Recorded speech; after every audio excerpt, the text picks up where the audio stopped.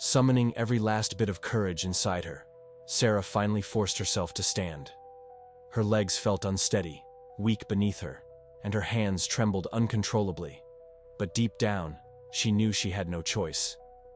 Each step down the dark hallway felt heavier than the last. The house, once warm and familiar, now seemed foreign, like a stranger's home. The place that had always been her safe haven now felt unfamiliar, unsettling. When Sarah reached the kitchen, her eyes instinctively drifted to the clock hanging on the wall. It read exactly 1 a.m. The room was dim, the only light coming from the moon outside, washing the space in a pale, eerie glow. And then, she saw it. Her mother, lying motionless on the floor. Her eyes darted to the phone receiver, lying on the floor near her mother's hand. With trembling fingers, she grabbed it and desperately tried to dial 911. Perry Crystal was born on August 23, 1963, in the small, quiet town of Rumford, Maine, a place where everybody knew each other, and life moved at a slower, simpler pace. Rumford was the kind of town with charming streets, modest homes, and long, cold winters. Crystal's sister practically became a second mother to her, making sure she was looked after, cared for, and safe. From an early age, she dreamed of building a life for herself. One where she could make her own choices and perhaps enjoy a little peace and stability. This dream stayed with her throughout her childhood, and by the time she reached her teenage years, it only grew stronger. By the time she was in high school, Crystal had her heart set on starting fresh, somewhere new. It was during those formative years that she met Tom. The two quickly bonded, sharing hopes of leaving their small town behind in search of something more exciting, something different. Their relationship blossomed, and after graduating, they made the decision to get married and start a life together. It felt like the first real step toward the independence Crystal had always craved. Not long after tying the knot, the young couple packed up and moved across the country to California, hoping to carve out a future for themselves in the Golden State. The promise of bright city lights and endless opportunities felt irresistible. But as time went on, Crystal realized that the bustling cities, crowded streets, and fast-paced lifestyle of California weren't as glamorous as she had imagined.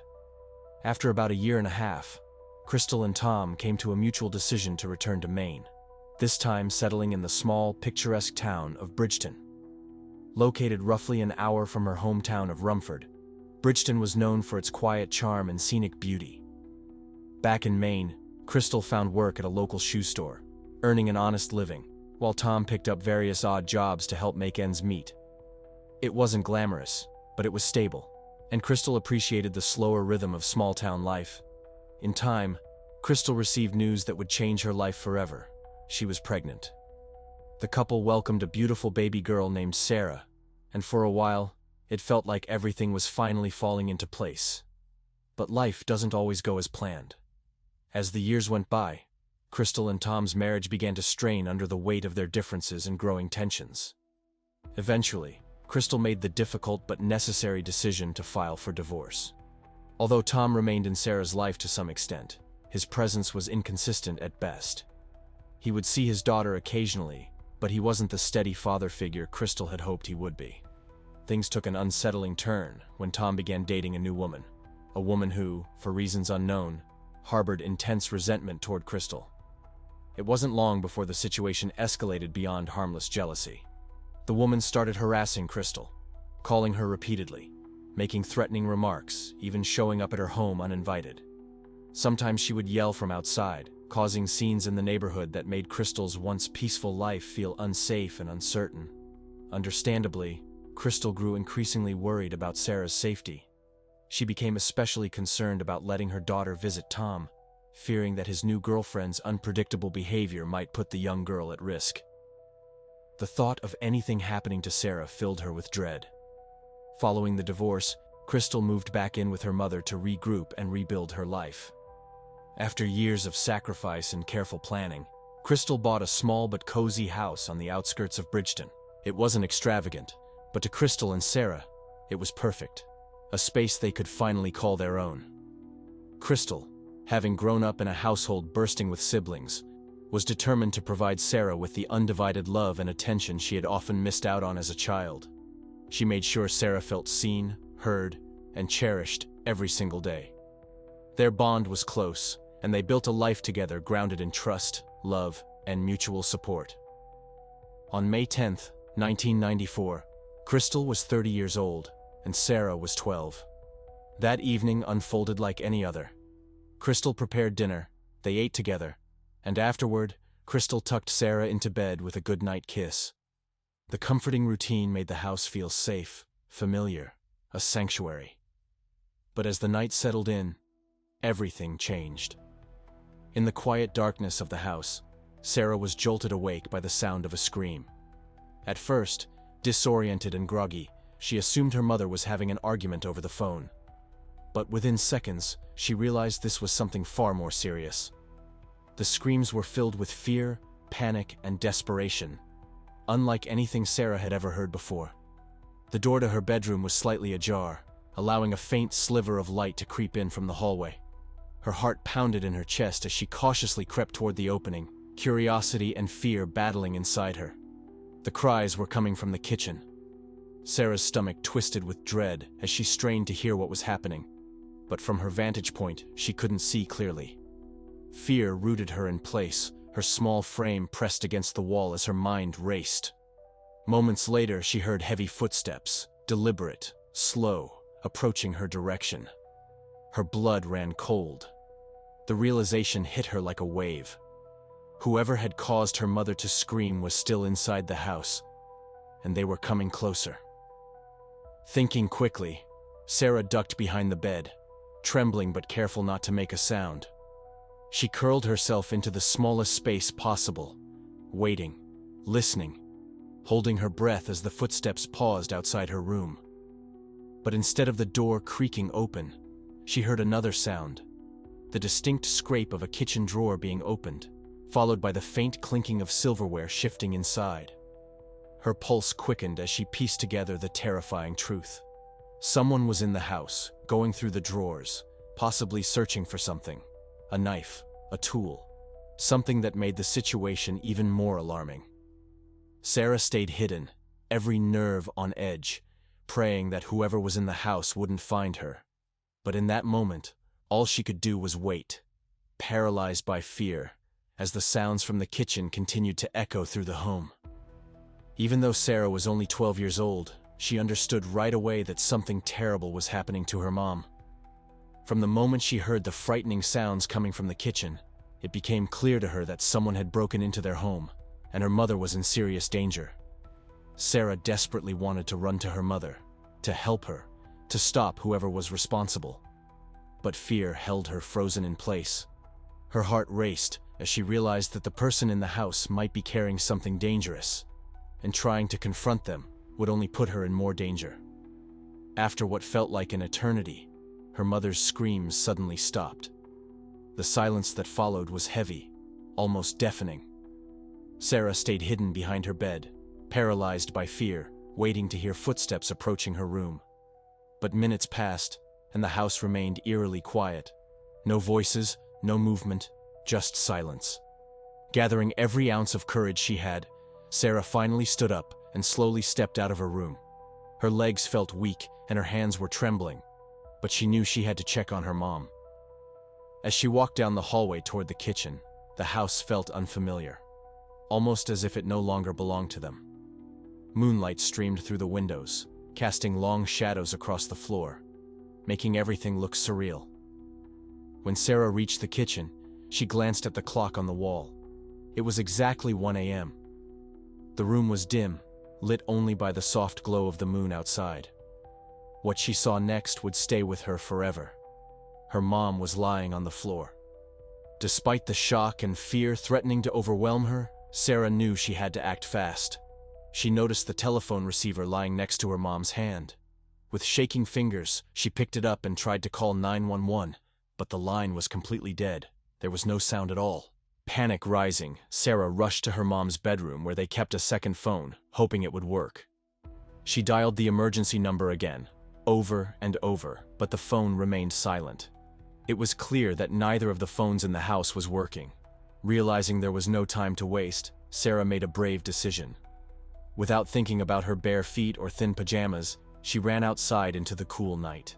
It was May, but the air was chilly, and the ground was still damp from the rain earlier that evening. None of that mattered to Sarah. All she could think about was getting someone to help her mom. The nearest house was about half a mile away, down the road toward the center of town. Sarah sprinted along the dark, empty street, her feet cold and wet from the rain-soaked ground. When she finally reached the first house, she knocked on the door as hard as she could, but no one answered. Refusing to give up, she ran to another house, and then another, banging on doors, hoping someone would come to help. But again, no one responded. She kept running, determined not to stop, her heart pounding as fast as her feet. After several more tries, she finally reached an Italian restaurant near the center of town. The owners lived in the building connected to the restaurant, and to Sarah's relief, they answered the door. Her face pale, her voice shaking, she quickly explained that someone had attacked her mom, and they needed help. The restaurant owners, visibly shocked, let her inside. Without wasting a moment, Sarah grabbed their phone and called 911, explaining everything she could through tears and fear. The authorities responded immediately, dispatching officers to the house. When the police arrived at Sarah and Crystal's home, they quickly realized the situation was as serious as Sarah had described. The kitchen was in complete disarray, with visible signs of a violent struggle. DNA not only on the floor but also on the walls, the furniture, and even on common household items like the counters and cabinets. It was clear the incident had been severe, and tragically, Crystal had not survived.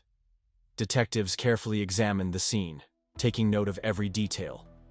On the glass pane of the front door, they discovered a palm print, but after reviewing it, they concluded it likely belonged to Sarah. Surprisingly, no other fingerprints were immediately visible in the house, which struck the investigators as unusual. However, there were several shoe prints on the kitchen floor, many of which were stained with what they believed. Investigators photographed the prints, noting their size and tread patterns, hoping to identify the type of shoes the person had worn. It seemed likely the tracks belonged to the individual responsible for the attack. Given the state of the kitchen, it seemed unlikely they would have been able to avoid leaving more visible traces had they gone inside. The fact that Sarah's room was untouched left investigators with questions about the sequence of events that night. As detectives looked closer, they noticed something peculiar. Many of the DNA drops on the floor appeared to have fallen at an angle, suggesting movement during the incident. But there were other drops that had landed vertically, with splatter patterns indicating they had fallen from a height. This detail led detectives to an important theory. The person responsible for the attack might have injured themselves during the struggle. Supporting this idea, a trail led to the kitchen counter, stopping near a roll of paper towels. It appeared that whoever was in the house had used the towels to clean themselves or stop bleeding before leaving the scene. Investigators found no additional beyond that point, reinforcing the belief that the person had left shortly after tending to their own injury. The investigation was just beginning, but detectives were determined to uncover exactly what had happened inside that quiet home in Bridgeton, and to find the person responsible. The evidence collected at the scene was immediately sent to the lab for analysis, but due to significant budget cuts and ongoing resource shortages, the local crime lab was overwhelmed with cases.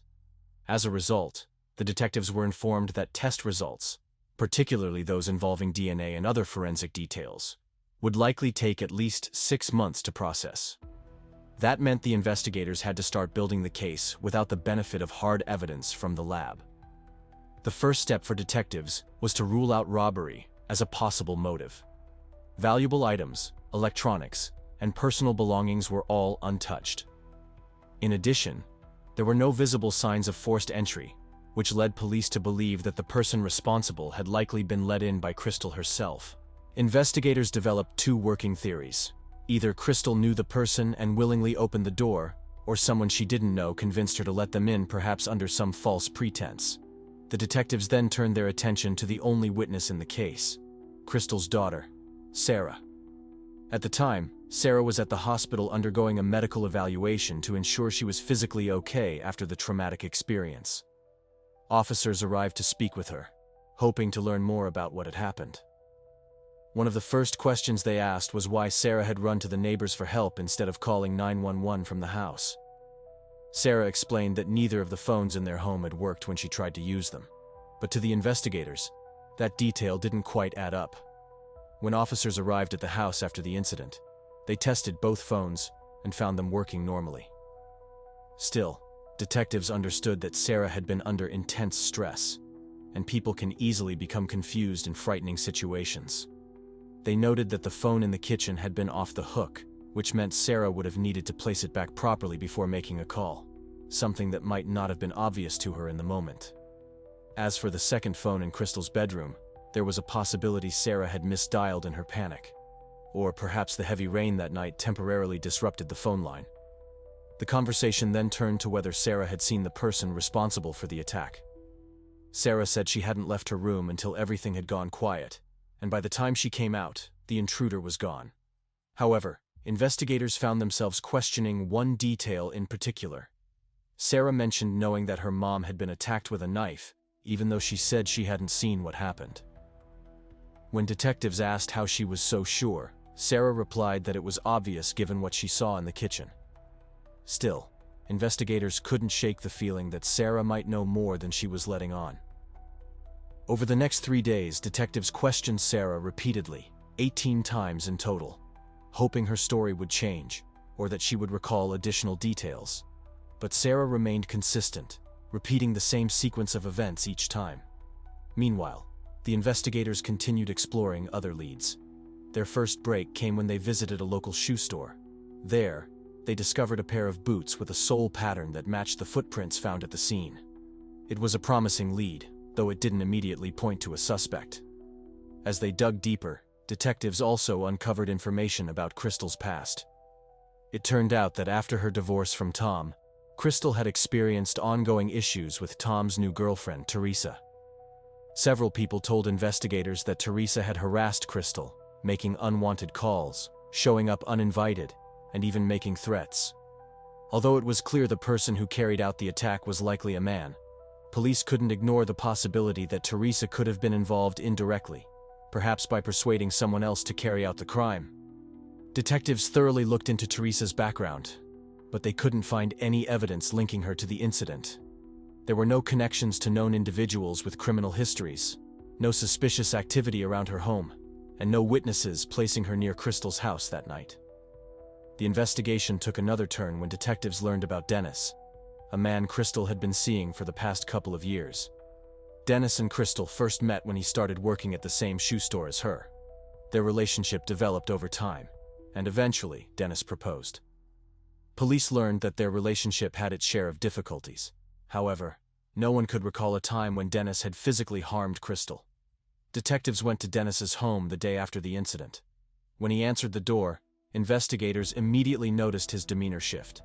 After being asked if he had seen Crystal or left his house the night before, Dennis's face went pale. The next thing they knew, Dennis collapsed onto the floor. Once he regained his composure, Dennis agreed to answer their questions. He admitted that he and Crystal had plans to meet that evening, but something came up. According to Dennis, after work, he stayed late helping a friend fix a car, which delayed him. By the time he called Crystal to let her know, she told him it was too late to come over. An argument followed, and ultimately, Dennis stayed home for the rest of the night. Detectives noted his version of events and planned to verify his alibi. Although they couldn't rule him out completely, there was no immediate evidence connecting Dennis to the scene. While the police couldn't be 100% sure he was telling the truth, they were able to verify that he did help his friend that evening. When he asked if he felt responsible for Crystal's death, Dennis answered no. Detectives also noticed that he had the same shoe size as the killer, but they found no matching footwear in Dennis's house. He agreed to provide a DNA sample but made a strange request. He asked the detectives to do him a favor, and if they decided to arrest him, he asked them to come to his workplace through the back door to avoid disturbing others. He explained that his boss had always treated him well, and he didn't want to disrupt the workflow. Considering that he continued to insist on his innocence, this request seemed suspicious. Soon the police found out something else. They had contacted Crystal's best friend, who lived in another town. She told them that just a few weeks before, Crystal had called her and said that she was scared of Dennis. Their arguments were becoming increasingly tense, and Dennis was growing more aggressive with each altercation. Crystal even thought about breaking up with him, but feared his reaction. Detectives also spoke with Crystal's colleague. During the conversation, she didn't provide any useful information, but as soon as the police left her workplace, Dennis came in and started asking what she had told the detectives. Despite their efforts, there was no evidence against the man, and the DNA test results would take months. Another witness reported seeing a black pickup truck with New Hampshire plates parked near Crystal's house, but this lead didn't go anywhere either. One woman told the police that, on the night of the murder, she was driving past Sarah's house when she heard sirens and thought they were for her boyfriend, who lived down the road and often got in trouble. At the same time, she saw a car with high beams on following her at high speed. Thinking the driver was chasing her, she turned onto another road, but the car passed her by. However, the police couldn't confirm if this car was somehow related to the murder. It's worth mentioning that Teresa, the girlfriend of Crystal's ex-husband, was seen tearing down these flyers multiple times. As for the ex-husband himself, he was thoroughly investigated, but detectives eventually doubted his involvement. Over the years, his alcohol problems became even worse, and now Tom drank heavily every day. In his condition, it seemed unlikely he could have committed such a crime, and he had no clear motive. The police also looked into two other men Crystal dated after divorcing her husband, but they found no evidence linking them to the crime either. All of them, including Tom, provided DNA samples, leaving detectives waiting for the lab results. 9 months after the murder, investigators finally received the results didn't match any of the suspects, including Dennis. This left detectives with no other leads. They requested Dennis's sample again for additional testing, but the results remained the same. Stuck in a dead end, investigators decided to revisit their only witness, Sarah. In the late 90s, when the FBI DNA database became available, investigators uploaded the sample of Crystal's killer, but no matches were found. In 1999, a new detective was assigned to the case. He decided not only to review all existing evidence, but also to collect DNA samples from as many men as possible living in the town and nearby areas. By then, the laboratory could conduct tests much faster, and the police obtained hundreds of samples, but none of them matched. The new detective also reached out to Sarah and persuaded her to work with a psychologist to try to recover suppressed memories. She agreed, but the psychologist concluded that Sarah truly didn't remember anything and was telling the truth about not seeing the perpetrator. Since then, the case remained unsolved for many years. Detectives kept working on it, but couldn't find any new leads. This continued until 2006, when something unexpected happened. Detectives received a message. A DNA sample was entered into the FBI database, and it matched with left by Crystal's killer. The owner of the DNA turned out to be a man named Michael Hutchinson, who had never been a suspect in the case. Michael was arrested right at his own wedding and placed in a cell. His DNA sample was taken, and this time, they immediately uploaded it to the database. Soon after, investigators in Crystal's case received a match. The detective called Sarah and informed her about this, but asked her to keep this information in secret until the official charges were filed. He also asked if she knew this person, and Sarah said no. Considering that Michael was already behind bars, the detective began slowly building the case to ensure that the suspect had no chance of escaping punishment. He found out that, at the time of the murder, Michael lived in Bridgeton, just 2 miles from Crystal's house. Michael, who was 19 at the time, lived near the Italian restaurant where Sarah called the police. He drove to his mother's house almost every day, which was just a little further away than Crystal's house, so Michael regularly passed by it. For the detective, it meant that he could have seen Crystal multiple times. Eventually, he went to see Michael in prison, but the man claimed to have no connection to the murder, and he said he never knew the victim. While in prison, the detective noticed something interesting. Michael had a large scar on his palm. Although in court, this could not be considered strong evidence, the presence of DNA was more than sufficient. So, Michael was finally charged with murder. According to the prosecution, the man, a known user of illegal substances, had repeatedly seen Crystal as he passed by her house. On that fateful night, he decided to assault her. During the trial, an explanation was also found for the fact that the killer managed to not leave a single fingerprint at the crime scene, and the answer was quite unexpected. Michael worked as a bricklayer. Over time, people who have been engaged in this job begin to wear away the patterns on their palms, making it physically impossible for them to leave fingerprints on various surfaces. When it was time for Michael to testify, he shared his version of events, hoping to explain what had happened that night. According to him, he met Crystal at a local bar, and after talking for a while, the two of them decided to go back to her house together. Michael claimed that everything between them was completely consensual and that they spent time together at her home. However, Michael said that at some point during the night, an unknown man suddenly entered the house. He described this person as wearing a black motorcycle jacket and said the individual attacked him, knocking him unconscious. Michael stated that when he came to, he found Crystal severely injured. He claimed that he tried to fight off the intruder, but during the struggle, he sustained an injury to his hand. Michael also told the court that the attacker quickly fled the scene. Despite this account, Michael admitted that instead of calling for help or staying at the scene, he left Crystal's house immediately after the incident.